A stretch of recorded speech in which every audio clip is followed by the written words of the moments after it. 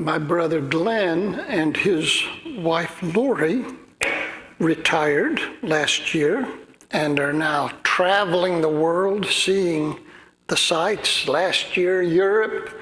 This year, the Wild West. I called him this week to see how he was doing and where he was, and he said they're at a dude ranch in Wyoming, getting along with the little doggies or whatever it is one does at a dude ranch. I don't know. I know it involved horseback riding the first day he was there.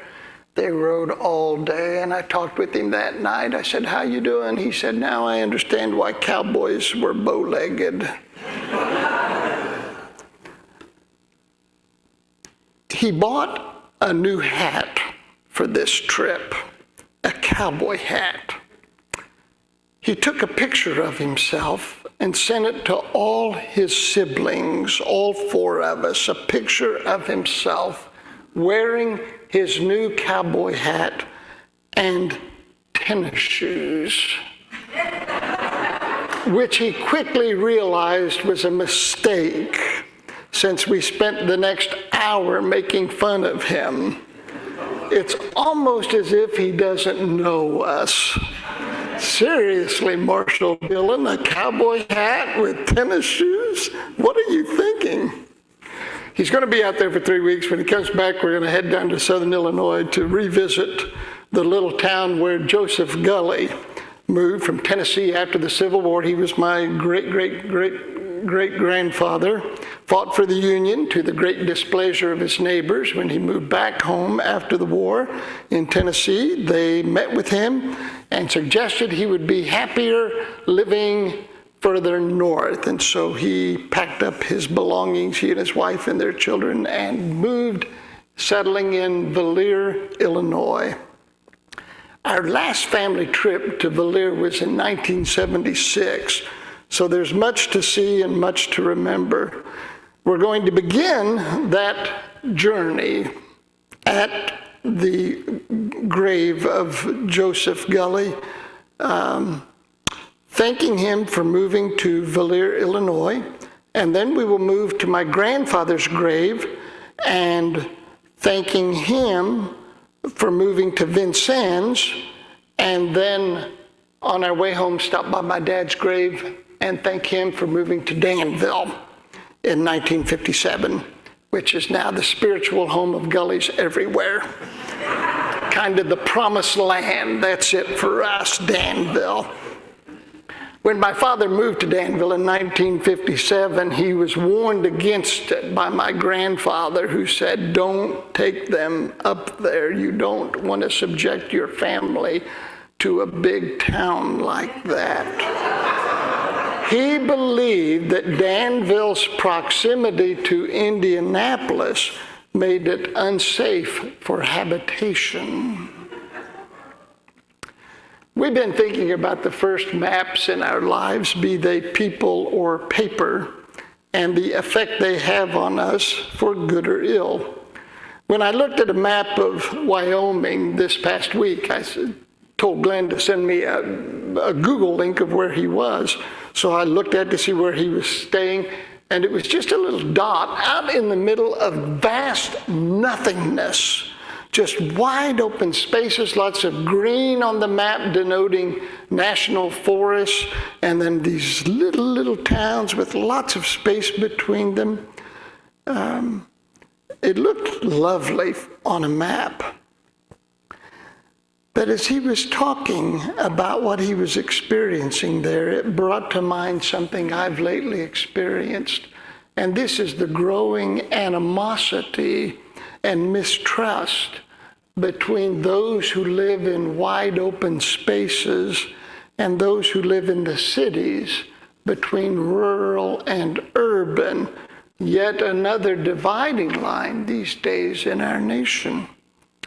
It's probably accurate to say that most of the people who live in the wide open spaces live there for a reason. They think cities aren't safe. Senator Tommy Tuberville recently decried the danger of big cities, though the state of Alabama has the most dangerous and violent city per capita in the United States, Mobile. It's also probably accurate to say that many of the people who live in the cities dismiss their rural counterparts as ignorant and backwards. That too simply isn't true, but the myth persists. 30 some odd years ago, I was summoned to the yearly meeting office. It's never good when you're a pastor and the superintendent calls you and wants to speak to you, and Bob Garris called me. How many of you ever had the pleasure of knowing Bob Garris? Oh, he's a wonderful man, wonderful man. So he called me into the office. He said, well, I've got something I'd like you to think about. I said, what's that? I was pastoring out at Bethel Friends at the time, right down the street from where Lynn and Don lived. But they hadn't yet seen fit to become Quakers then, so there they were. I think you were hanging out with the disciples then, maybe? Yeah. I'd drive by there every Sunday morning. I'd point to your house. I'd say, we're going to get them one day. We're going to get them. So there I was meeting with Bob Garris. He said, I want you to think about moving to another meeting. I said, well, I'll tell you right now, I'm going to go anywhere but the city. They kill one another up there. You're not getting me up there. He said, go talk to them before you make a decision, before you make up your mind. I said, well, I'll talk with them, but I am not going there. So the next month, when I gave my first sermon there, we met afterwards in the meeting room. Everybody brought in food for a big pitch-in like we did last week to meet the new pastor. And I discovered that those city people were some of the finest, most wonderful people I'd ever met. And in all the years we lived there, I never had an occasion to change my mind about them. They were absolutely wonderful people. Back in the Apostle Paul's day, in a letter to the church at Galatia, Paul mentioned the dividing lines of his generation. Jews and Greeks, enslaved and free, male and female. While the subjects of our distaste and distrust have changed, the underlying contempt and mistrust of the other remains. Today we add to that division the categories of rural and urban. It isn't enough to be American. You must be the right kind of American, the real American, which we now determine by looking at a map. Jason Aldean sings about what small towns won't tolerate and warns us that he has his grandfather's gun and isn't afraid to use it. Ironically, he grew up in Macon, Georgia, a city of 150,000 people, with one of the highest per capita crime rates of any city in America. So I don't know what small town he's referring to, but I do know the song has been downloaded 200,000 times a day since it came out and reached number 2 on the Billboard list. And let's not forget that Hillary Clinton once referred to the mostly rural supporters of Donald Trump as a basket of deplorables. This is to say that neither Aldean nor Clinton are providing us with the kind of language we need to bridge our differences. While maps can tell us where people are most heavily concentrated, what they cannot tell us and will never be able to tell us are the hearts of those people.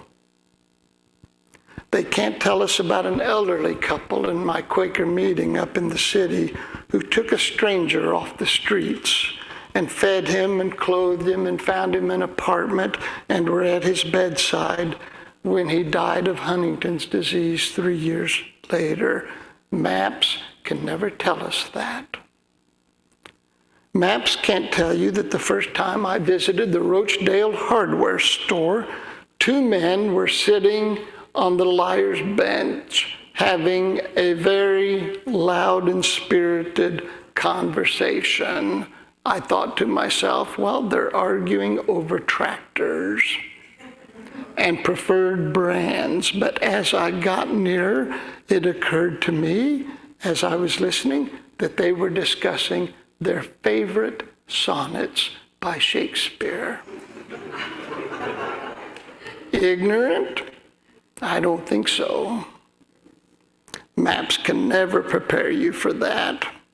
Maps won't mention that Harper Lee, the woman who ignited our consciousness about the pervasive and pernicious infection of racism in her book To Kill a Mockingbird, lived most of her life in the small southern town of Monroeville, Alabama. Maps can never tell us what is happening inside the heart of another person. My friend Bill Eddy lives across the street from me. We've been close friends since first grade. He had both knees replaced this week. He's just been a nervous wreck about it the past month. This week was the big operation. I went to visit him at the hospital the evening of his operation. And a nurse came in, and we got to talking with her. I said, "Did you grow up around Danville?" She didn't look familiar. She said no, that she had just moved to our town from Los Angeles, California. And I was all over that, just like Jason Aldean. I blurted out, having never been there, I blurted out, "That's a crazy place.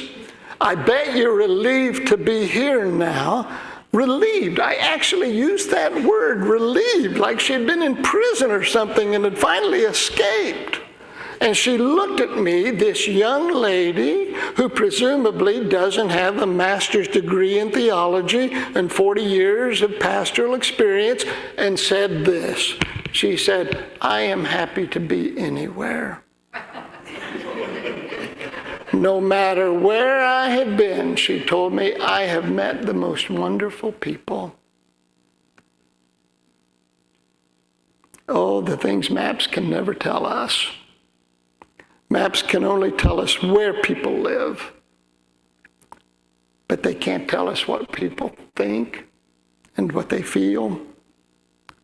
They can't tell us whether they love and who. They can't tell us what they dream and long for. All those things that make us human, no matter where we live.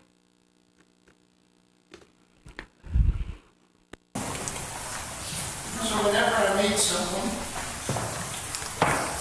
I meet someone, it can be reasonably predicted that I will ask them two questions. The first question is always, "What do you do?"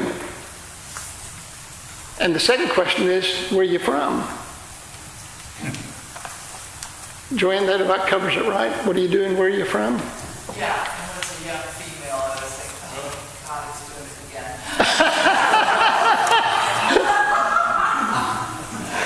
So I have a new question.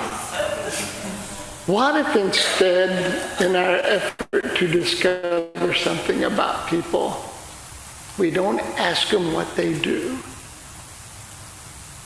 and we don't ask them where they're from? We say, "What do you love? Who do you love? And tell us about who you love." Boy, I bet we'd learn a lot about someone if we asked them who they loved. So, this week's experiment, when you meet someone, don't ask them how they earned the money. They probably don't always like doing that anyway. Don't ask them where they're from. They might be trying to forget that themselves. Ask them who they love. Ask them what fills their hearts with joy. And we might be amazed what we learn about one another. Amen. Turn and greet, friends.